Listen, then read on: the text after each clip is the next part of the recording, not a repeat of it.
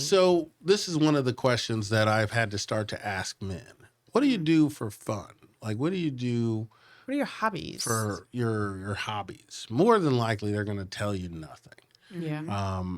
25 years ago, when I was young, they show a study that a well-friended man, 25 years ago, each man had at least 10 close friends, which is a bizarre number, right?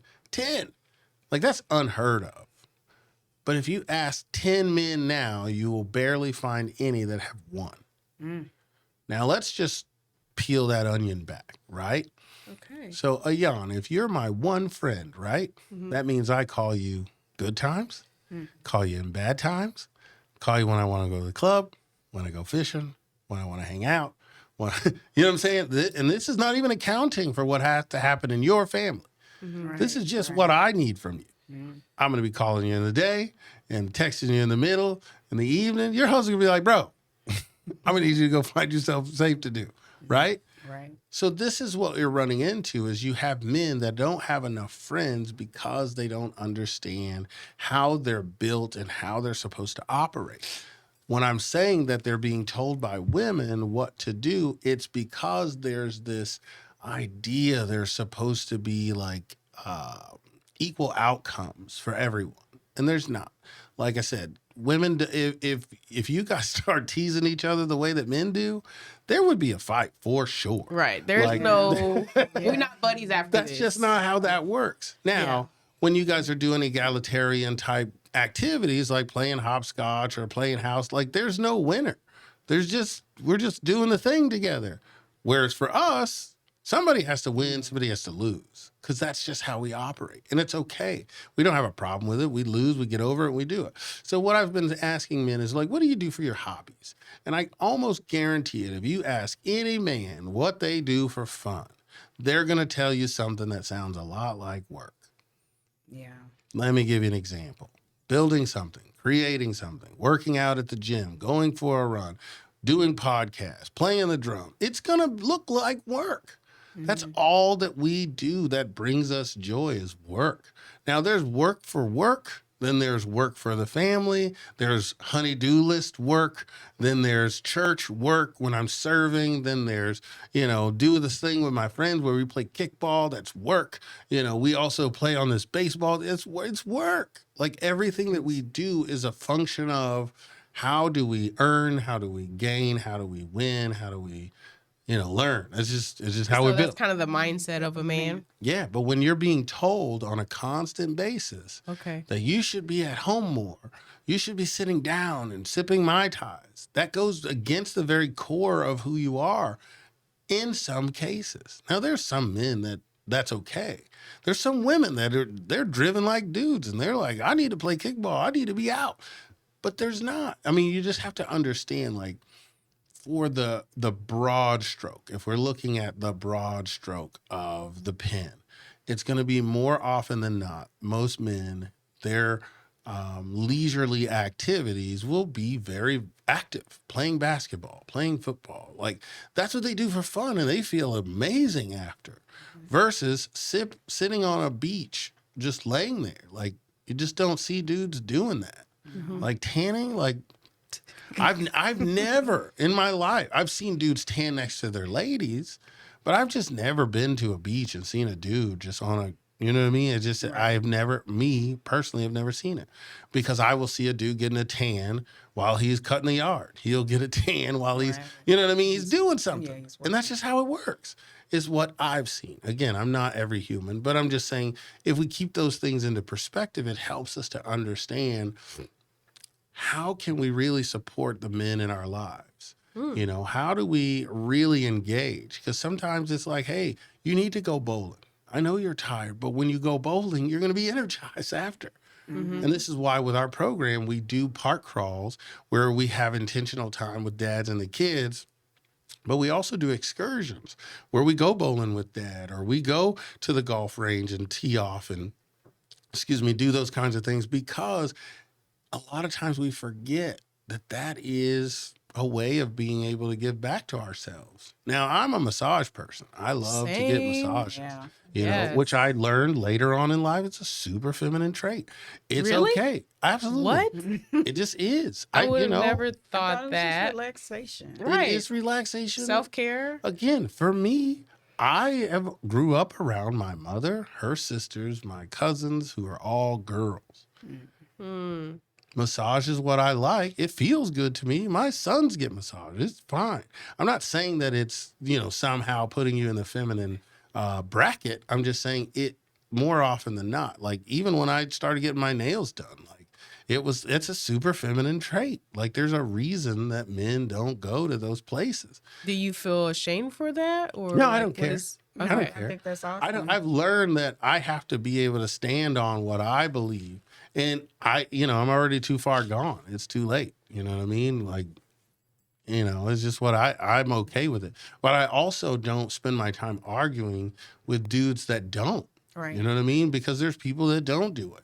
And it's very easy to get caught up in this idea. Charleston White said it the other day. He said, man, if you get your hair cut every week, I'm a little skeptical of you.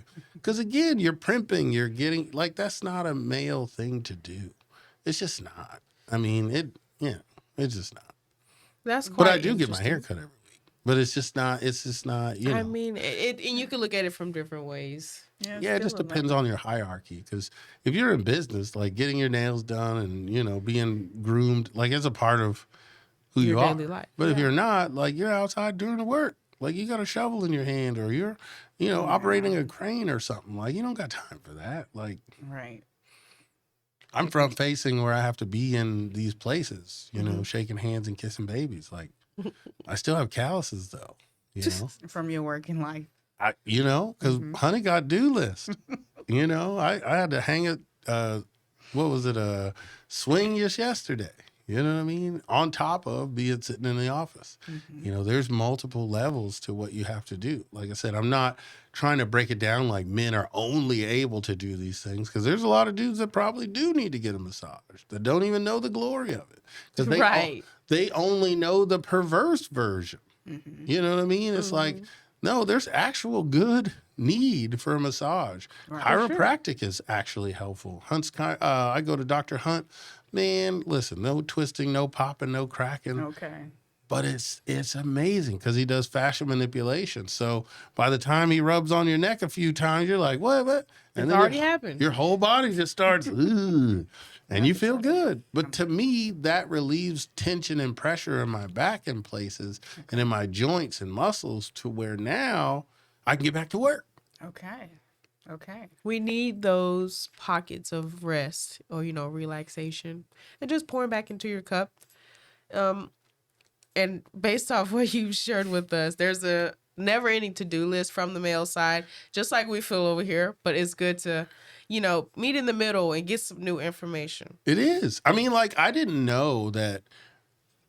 Again, my wife used to want to sleep in on Saturday mornings. It used to drive me nuts. That's the best. I would wake up at like 6:30 in the morning and she'd want to lay there till like 9. Like, absolutely bonkers to me because I'm thinking about all the stuff I needed to get done in those few hours. But for her, laying in the bed meant something different. That was connectivity time. For her, we were doing something.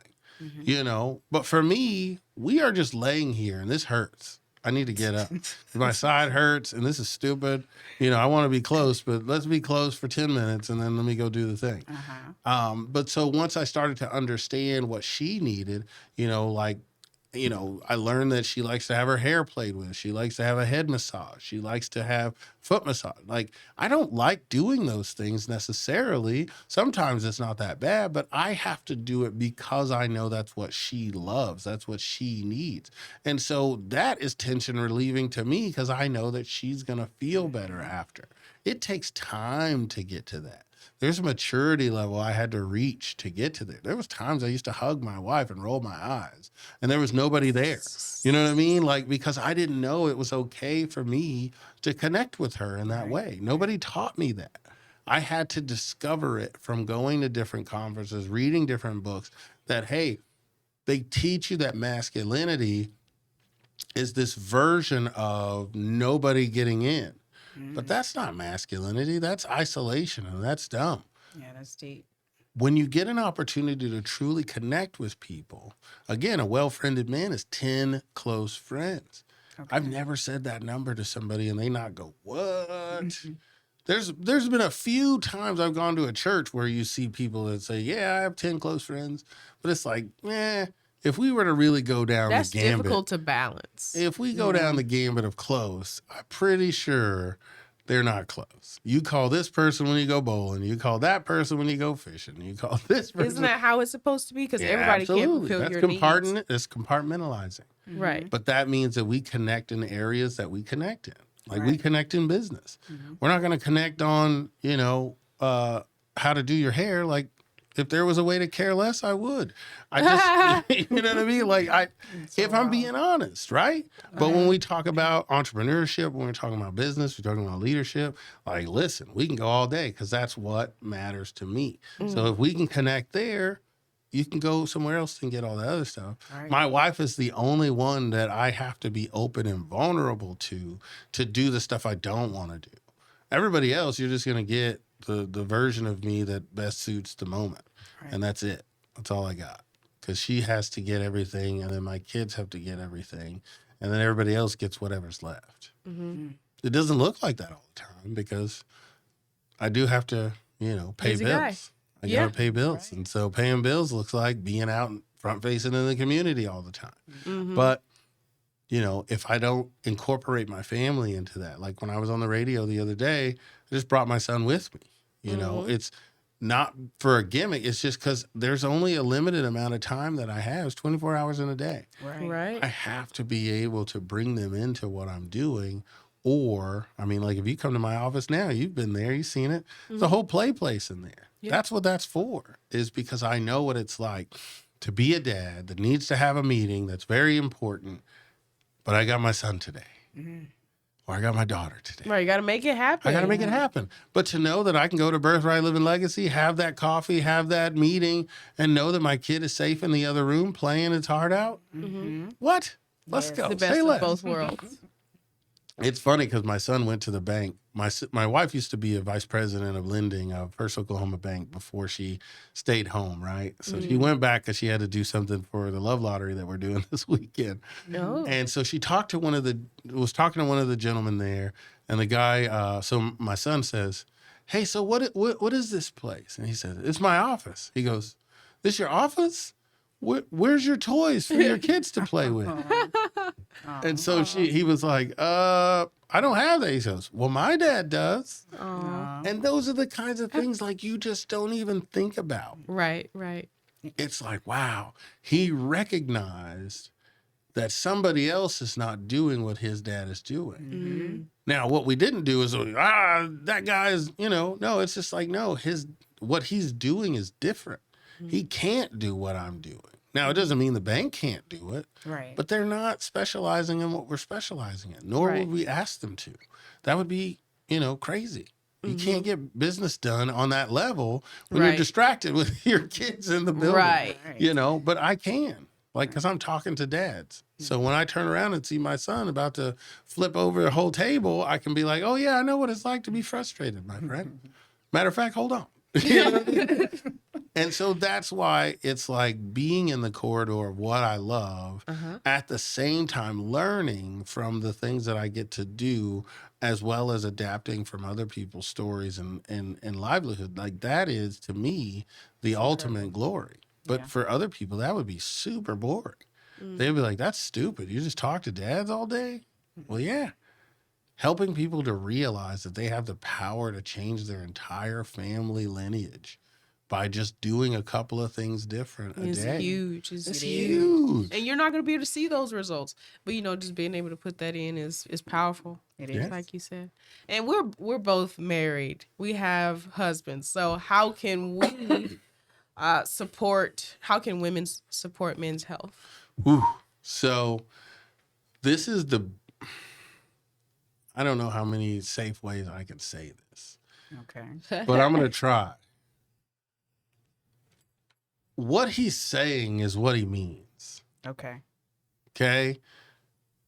if he says nothing, that's what he means. Like, just leave it at that. Mm-hmm. A lot of times, so my wife and I have adopted this idea of, is there nothing bothering you, or you don't want to talk about it? Okay. So what that does is that gives me if there's something that she has said or done that's caused me to have to recluse inside, then I'll say I don't want to talk about it, which means we will talk about it at some point because we made that pact to each other that we are going to bring it to the table no matter what because we want this thing to work. So vulnerability is how we live our lives. But if there's nothing, quit asking me because now you're going to make something because you think that I don't like the idea of doing nothing. In my head, there's all this stuff going on. And if I catch a sweet moment of boo, boo, just let it be. Mm-hmm. You know what I mean? Like, I don't need if they got a TikTok challenge right now is that I can do this and my wife can't. And the man just stops talking. And then the woman is like, so what's wrong? What's going on? What are you doing? Are you standing over here? Are you talking? And that's just what it is. Like, women have a hard time understanding. Men want to be left alone, but they don't want to be alone. Okay. Okay? So there's a thing called shoulder to shoulder time. So if let's say he's watching the game or a movie, if you just sit down, say nothing, and just watch, by the time you're done, he will think you guys had the greatest time in history. Now, you won't be able to process because you're like, wait, what? We didn't say or do anything. But to him, I was able to enjoy the thing with the person I love the most, and I didn't have to think about it. I didn't have to feel about it. I just want to be. And sometimes, again, I don't speak for all men. I can just tell you from what I've learned is that for most men, now there's some other dudes that just love to chat and talk and do the thing. And if that's your guide, go all in. But if it's not, try it. Just go one day when you see him sitting down, say nothing. And just sit down. Maybe put your hand on his thigh and watch. He will lose it. He'll be like, what happened? What's wrong? Okay. I'm just enjoying you and the show. Okay. Oh, don't you got some questions? Just listen to what he's saying. Mm. Just listen, because he really means what he's saying. So he's, you don't got any questions? Say, I'll save my questions to the end. Watch what happens. I'm telling you, it'll change his life. My wife said the most sexiest thing to me ever. Okay, I was sitting down one day on the couch and she said, how about we just go eat a bowl of cereal and watch Seinfeld? I just melted in my chair. Oh. That's your thing. And it's not my thing. The fact that she paid that close attention to the Seinfeld mattered to me. Mm-hmm. I don't even eat cereal. But I did that day. I ate a whole Count Chocula bowl and enjoyed it. What? Because I'm thinking to myself, my wife loves what I'm into. Mm-hmm. What better life could you have than to have a wife that celebrates and supports you in that way? Men are simple. We don't need a lot. I know that, and that's why it's so confusing. We just need to know how do you operate like this? Why? Why? How? Because we're dudes. Yeah. We're created. That's a question for God, though. Why did you make it this way? Because if we were both the same way, one of us would be unnecessary. Or maybe just a little more similar. If we were similar, one of us would be unnecessary. Okay. Okay, just imagine if you had to tap him and he had to tap you when you heard Bump in the Night. Right? Mm-hmm. Imagine that if he wanted to go down to the nail shop with you and be like, girl, let's have some tea. You dig what I'm saying? You would be like, yeah, that's a no. Are you my husband? Yeah. You see what I'm saying? And again, there's nothing wrong with that. But it's different when he says, hey, like my wife, she loves to get pedicures. So when we go on travels, in my mind, I know at some point we're going to get a pedicure. And so I just map it in, because for her, that means it was intentional. I thought about her, and I've included her into this trip. Now, for me, sitting in the hotel doing nothing is amazing, because I don't get to do that any other time. Right. So for me, laying in a bed, flipping over, drinking Mountain Dew, and leaving crumbs and stuff all over the floor, she gets so mad. But I'm like, hey, they have room service for this. And she was like, that's no excuse to me. I'm like, yes, actually it is. It actually is. This is what we're paying so much money for. But she doesn't understand. We had sand all in our in our bunk. She was upset. But I was like, what do you mean? Just call the room service. They will come and clean it. She was having flashbacks to the house. And I get it. Because I leave my socks all over the place. It's okay. Oh, gosh. Welcome to being married. Yeah, you learn a lot being married. So as we're coming to an end, we have just a few more questions for you. So what are 3 things you wish before you became a dad? You wish you knew before you became a dad? Number 1 was, I wish I knew how much of mistakes that I made. Like, you just don't really realize how much stuff you say and do until you see your kid do it. You go, oh, that's a deep one. I didn't know that I said that. The second thing is, I wish I knew how important the village was. Like, I just didn't really fully understand how important, because there were some things that happened to me growing up that I just didn't know were, normal. Like, when my grandmother used to sit us down and flip through the photo album and show us who all these people were. And like, to me, that was the dumbest thing ever. But now I understand that she was being the curator of her own family museum, making sure that we knew the cost and the price that it took for us to be where we are today. So we didn't ever take for granted the opportunities that we had. Even though we didn't grow up in what we would be considered the greatest of lives, we knew that we could have definitely been a lot worse. Right. And the third thing is, I wish I would have known how important a mate was. How important it was for me to pick a mate. Like that, making a child with random people is not for the faint of heart. No. It just is not. And if I would have known that I wasn't proven any points by, being promiscuous as a young man trying to fill a God-sized void in my life, I would have been a lot more selective in what I was doing with my private parts. But because I didn't know, I was told that sex was how, I became a man, and I was told that that's how I expressed that I am a man. And so I lived it to the fullest, and I did what I thought I was supposed to do. And I learned that womanizing is in no way, shape, or form manhood. It is exactly what it is. It's womanizing, and it's from a deep-seated place of there's something wrong and there's something missing. And so I'm trying to fill that void with my activities. And so those would be the 3 things I wish I would have known before. Those 3 points alone is a whole nother episode. Episode. That was great. Gems. So many gems. Yeah. What is your favorite part about being a dad? Ooh, my favorite part about being a father. Man, I asked this question on my podcast, and people used to say this answer, and I never really understood it. But coming home and hearing my son yell, "Dad, Dad, Dad," it is one of the most just gut-wrenching things. Like, I was leaving this morning, and I was opening the door, and as soon as I opened the door, I heard, "Dad." I was like, dang. God. So I just threw all my stuff down, and I go in the room, and he just hugs my legs. And it's like, I gotta still leave, sucker. Like, you know what I mean?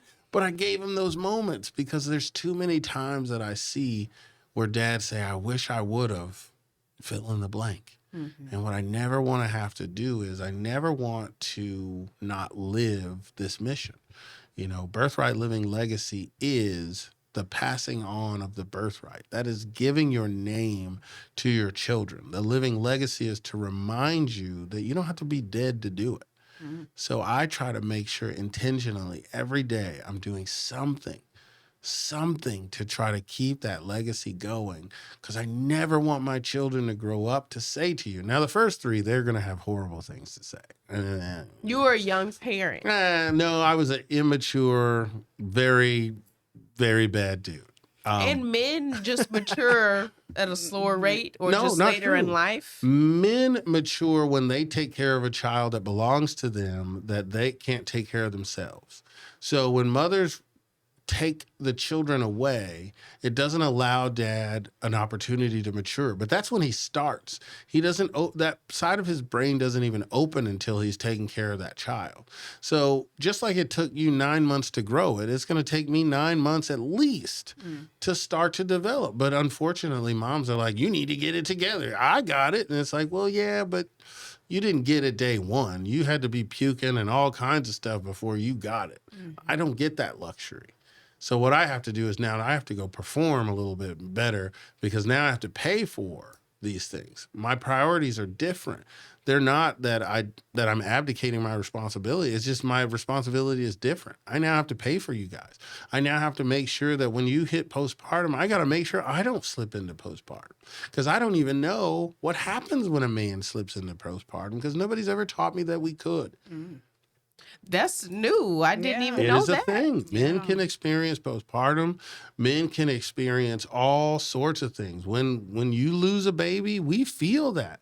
And For so sure. people think that, oh, no, dads don't matter. Absolutely. Man, I was shut down. When my wife had our first miscarriage, I could not function for a week. I mean, a full week, I was in just a foggy haze. Luckily for me, my boss at the time had a couple of miscarriages himself, and he walked in and said, "What are you doing here?" And I was like, he's like, "Absolutely not. Go home. Do not be here this entire week." If he would not have been wise enough to tell me that, I may have blown my brains out. I don't know. Because that was something I had never experienced before. That level of expectation and that level of excitement just shot down, all because of something we don't know. Yeah. And my wife had to deal with that. And then I have to deal with her being in that state, and then also being in the state myself. Like, it was a lot.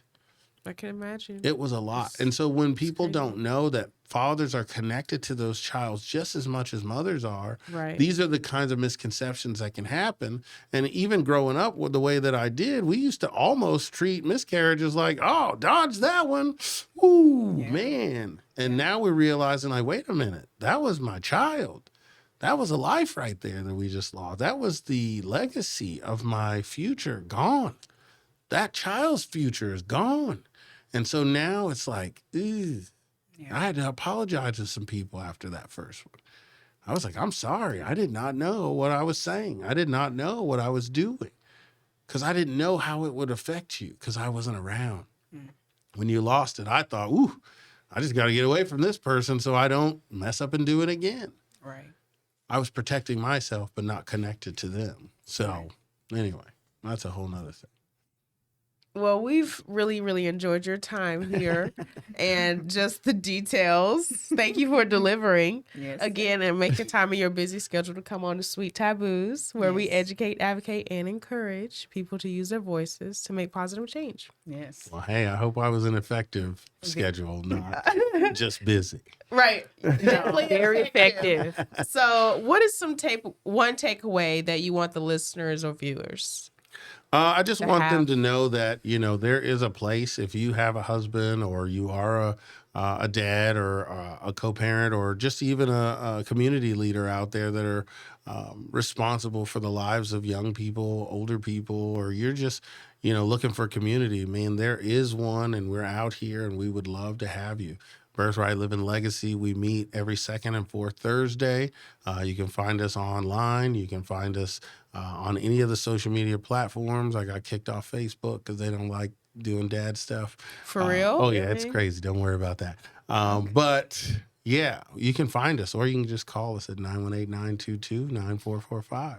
Very good. Miss Tiffany, do you have anything for our listener or viewers? What's your takeaway?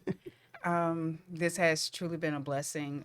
Some of the point of views that you brought to my attention, especially coming from a male's point of view, never really took it in before. And to hear that male perspective, it has truly been a blessing.